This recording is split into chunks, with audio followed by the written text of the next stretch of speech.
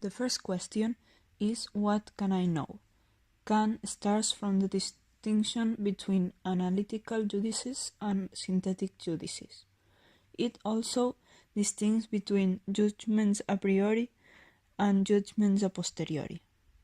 The first, analytic a priori judgments, designate knowledge that is self-contained.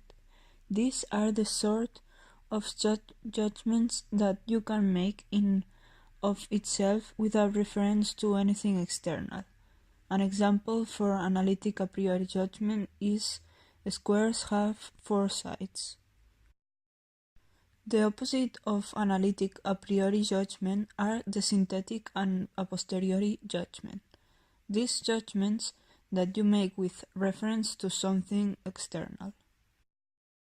Kant intends his third category of synthetic a priori judgments to show how we can confident in the predictive claims of modern natural scientific inquiry, which are particularly for being both necessary in the sense that they purport to be always everywhere true, but withhold good for contingent situations that can change.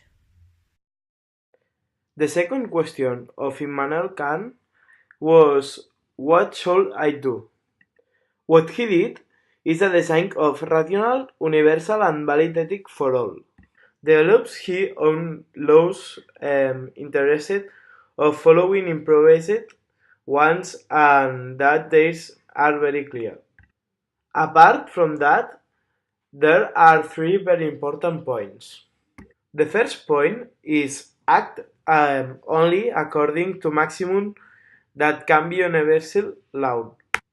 The second point is always act with humanity. And the point three was always act as if it were a lawmaker of universal purpose. The third question of Kant is, what can I expect? The other questions serve to make up progress as a society. But what about our happiness? Kant recognizes that the proposal of happiness is to fulfill our duty. For this reason, you must accept the following postulates of the practical reasoning, because they are noumens. The first one is the human freedom. The human freedom is the free will to act morally. The second one is the immorality of the soul. Life is too short to successfully get to the moral perfection. And the third one is God.